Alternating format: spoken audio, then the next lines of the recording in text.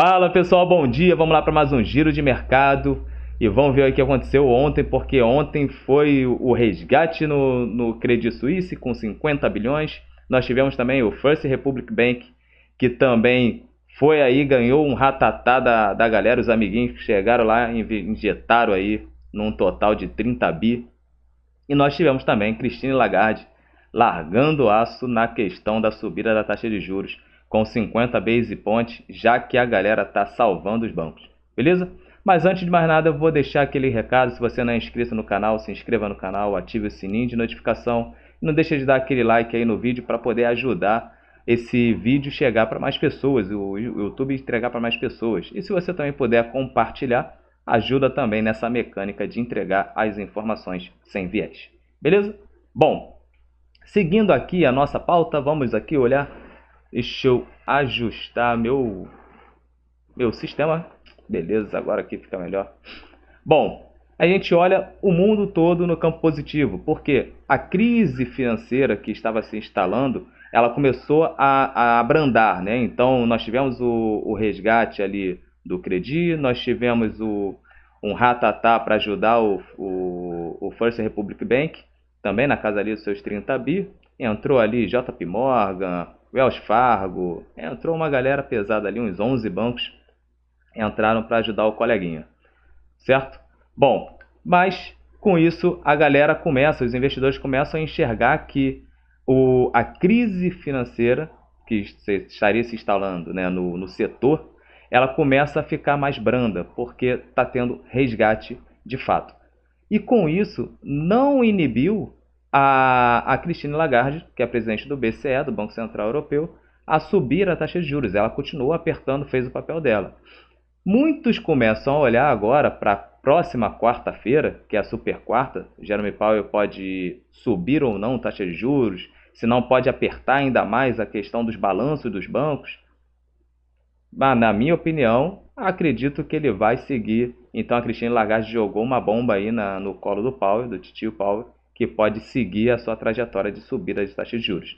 A pergunta é, vai subir 25 ou vai subir 50 base points? Beleza? Ali no mercado asiático, todo mundo positivo. Na Europa, todo mundo positivo. Futuros norte-americanos levemente positivo.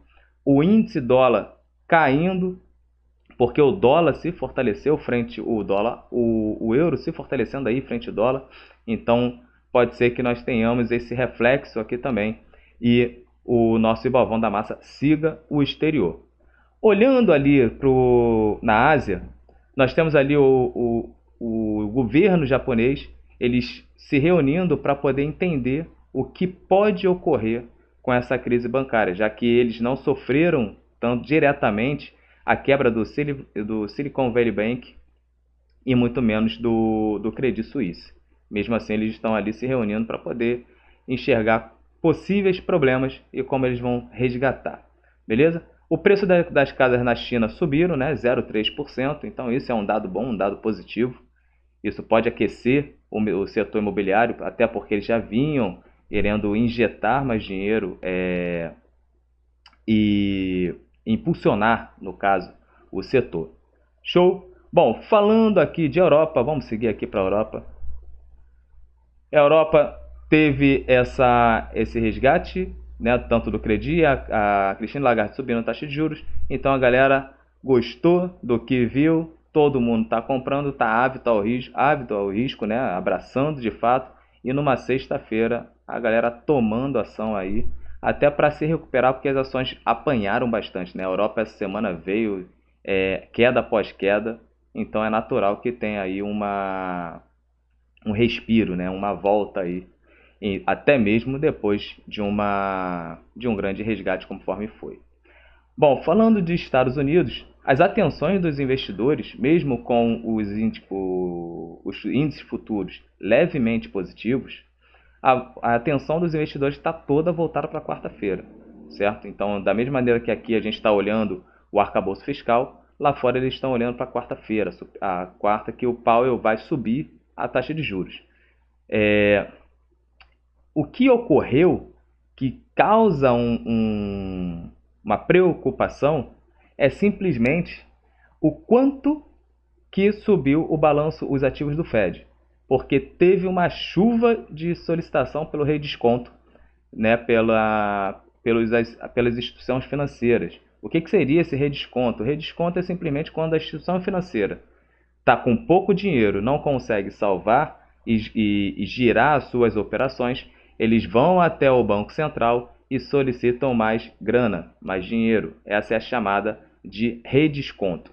Que a rúbrica estava ali na casa de 8 trilhões de dólares e subiu para 152 trilhões de dólares. Ou seja, um novo recorde na solicitação, nessa janela do redesconto, que o recorde anterior era na crise do subprime em 2008. Em 2008 chegou a 111 bilhões de dólares. Então a gente está com 152 trilhões de dólares. Beleza? Então salvem esse número aí na cabecinha de vocês para não esquecer. Beleza? Bom, falando agora de Brasil, mas antes vamos falar do petróleo. O petróleo subiu também depois desse resgate que abrandou a crise financeira. Então isso acaba tranquilizando os mercados. Por que a crise financeira acaba impactando em todos os setores? Porque tudo passa pelo sistema financeiro. Tudo vai passar pelo sistema bancário. Para o profissional que está trabalhando receber o dinheiro, passa pelo banco. Para a empresa que está vendendo a mercadoria ou serviço para alguém, passa pelo banco. Então tudo está no sistema financeiro, tudo está no sistema bancário. Por isso que, havendo uma crise no sistema bancário, todos os setores acabam perdendo, todos os setores acabam afundando, certo? Bom, falando de petróleo, o petróleo ele subiu depois desse resgate, mas tiveram uma reunião entre Arábia Saudita e Rússia, que são dois grandes produtores de petróleo no mundo e membros ali da OPEP, no qual eles se reuniram para poder equilibrar o mercado de petróleo. Então esse era o objetivo. Então após essa reunião, quando veio essa informação da reunião, o petróleo começou a ganhar um pouco mais de força. Beleza? Então essa força continua se estendendo por hoje, ainda o petróleo está em alta. Então tá show de bola para a nossa Petro. Vamos ver se a Petro hoje também dá aquela alegria para a gente. Bom, agora os dados aqui no nosso Brasil, né? O Ibovão da Massa aí subiu, ajudado aí pelo exterior, porque ontem foi uma agenda totalmente vazia para a gente aqui dentro, em 0,74%. Vou jogar aqui o nosso Ibovão da Massa, que todo mundo gosta. Vou tirar aqui a minha colinha, meu resumão, porque isso dá um trabalho de fazer, certo? Bom, aqui o nosso Ibovão da Massa segurou naquela região aqui que a gente traçou de suporte, aonde abaixo, cenário para ficar abaixo dos seus 102 mil pontos, a gente já havia falado que não há, certo? Porque precisa ainda sair o arcabouço fiscal. Eu sei que ainda tem uma preocupação, porque ainda são só palavras. São só palavras. Então, como são só palavras, isso ainda é um boato. Se vai ser bom ou não o arcabouço fiscal é uma outra discussão. Então, se o arcabouço fiscal não for bom, vier a decepcionar a política fiscal, a questão da reforma tributária também não for votada e tudo, isso pode gerar problema e o Ibov vai ter cenário sim para vir para baixo ou se estourar uma crise financeira global. Mas ainda não há cenário para ficar ali abaixo. Show? Vamos seguindo. Então o Ibovão da Massa subiu 0,74%, enquanto o dólar seguindo o exterior aí com o dólar mais fraco, caindo 1%. Então o nosso real ganhando aí frente ao dólar. Então, galera, todo mundo está preocupado se vai ter Disney ou não vai ter Disney. Deixa aqui subir para a gente poder ver os setores, como é que ficaram.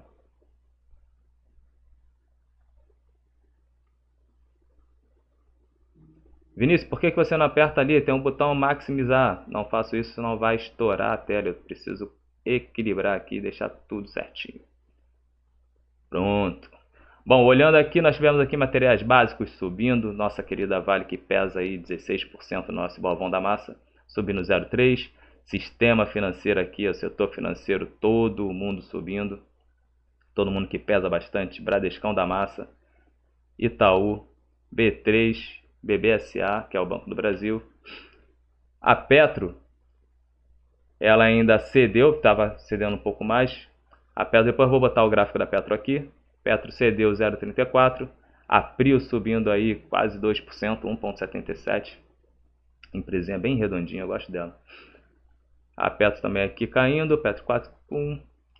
Bom, vamos abrir aqui o gráfico da Petro. Vou tirar aqui, PTR4. Vou tirar os meus estudos para a gente não embolar e a gente faz um novo. Vou fazer um especialmente aqui junto com vocês.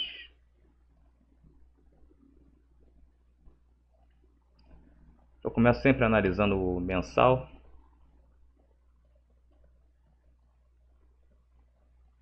Vinícius, está tudo lá rabiscado? Tá rabiscado desde 2014. Pô. Bom, então nós temos aqui uma alta, né? Uma tendência de alta ao longo do tempo. Aqui vamos botar aqui desde 2016 para cá. Pô, aqui tava barato pra caramba, R$2, né? Você não comprou porque achava que a Petro ia quebrar. Então agora não adianta chorar.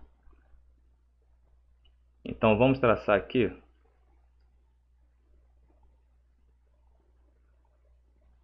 Por que você não trouxe aqui embaixo, que foi o Covid? Porque aqui era pânico, né? Mas da mesma maneira aqui que foi o pânico, mas estou pegando da base para cá para cima, certo? Então tem espaço para uma Petro vir até aqui os 21, 22, vamos traçar aqui aonde tem um suporte. Tem espaço para os 19? Aí a galera fala, pô, a Petro pode recuar até aqui, ó, até nos R$20, R$19,90 e tal. Pode recuar? Pode. Mas por quê? Porque aqui tem uma linha de suporte. A gente tem que entender que são cenários diferentes. Se são cenários diferentes, comportamento de ação diferente. Beleza? Mas tem espaço aqui para recuar. Mas vejam que sempre que tem essa sombra, que é a pontinha aqui da vela, do candle, a gente está falando o seguinte, a ação abriu aqui, ela cedeu até aqui embaixo e vieram comprando ação e fechou aqui. Beleza? Essa é a leitura. Então, quando você vê essa sombra aqui, quer dizer que os compradores estão ávidos a comprar. Por isso que eu sempre pego e analiso bem como foi esse espaço aqui, por que compraram tanto, não queriam a Petro abaixo de 22 e como se comportou aqui depois os volumes. Tanto o volume na queda quanto o volume na alta. Beleza? Então esse no mensal. Agora vamos ali para o diário para ver como é que está o comportamento. No diário tem espaço ainda, mas aqui, ó, se a gente olhar, segurou bastante a Petro, está segurando bastante aqui. Com essa alta do petróleo, pode ser que a nossa querida Petro tenha força para opa, a câmera também deu aqui um probleminha. Pode ser que a nossa querida Petro possa chegar e tornar a pegar uma alta aí. Então tem espaço para ela subir. Então vamos pegar aqui uma Fibo. Tem espaço aí para ela pelo menos recuar até aqui os 24,50 e se for o caso voltar a ter uma queda e assim voltar a cair, né? De 24,12 a 24,50. Pode ser que ela retorne ali e depois volte a cair, se for o caso. Beleza? Vamos falar da nossa agenda de hoje, que é bem fraca. Deixa eu tirar aqui os impactos mais baixos, para a gente não poluir. Então hoje nós temos aí a produção industrial de fevereiro, que sai hoje às 10h15.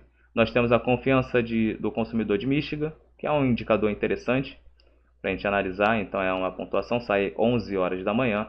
E temos a taxa de desemprego do Brasil, que sai às 9 horas. Beleza? E os índices de atividade econômica. Então esses são os indicadores que vão sair hoje, mas as atenções se voltam total no caso, pro arcabouço fiscal. Beleza? Então, forte abraço, pessoal. Esse é o recado de hoje do Descomplicando Finanças, do nosso giro de mercado e sextou até segunda-feira para vocês. Valeu!